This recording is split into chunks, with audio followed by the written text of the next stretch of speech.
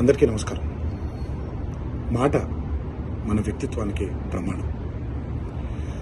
రాజకీయాల్లో విమర్శలు ప్రతి విమర్శలు చాలా సర్వసాధారణం. ఆ విమర్శలు ప్రతి విమర్శలు ప్రజా సమస్యల మీద జరగాలి, కానీ వ్యక్తిగత దూషణలు లేదా వ్యక్తిగత విమర్శలు ఉండకూడదు. నిన్న ఒక సంఘటన నా మనసును కలిచివేసింది.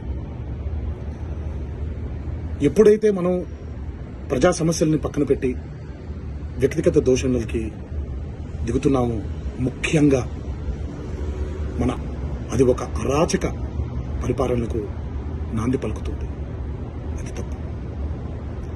స్త్రీ జాతిని గౌరవించడం అనేది, ఆడవాళ్ళని ఆడపడుచుల్ని గౌరవించడం అనేది మన సంస్కృతి. మన నవనాడుల్లో, మన జవజీవాల్లో, మన రక్తంలో ఇమిడిపోయినటువంటి ఒక సంప్రదాయం.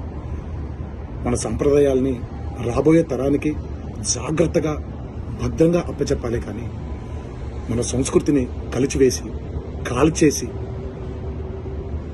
రాబోయే తరానికి ఒక బంగారు బాట వేస్తున్నాం అనుకుంటుంటే అది మన తప్పు. అది మనం చేసే చాలా పెద్ద తప్పు.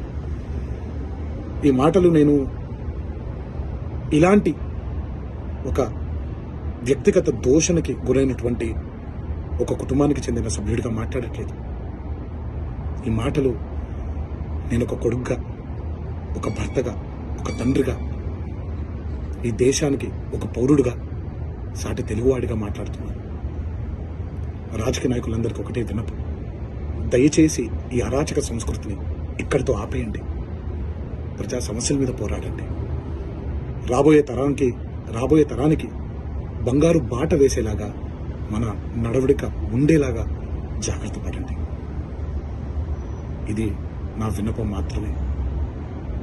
ఇది ఇక్కడితో ఆగిపోతుందని మనసారా కోరుకుంటూ సెలవు తీసుకుంటున్నాను.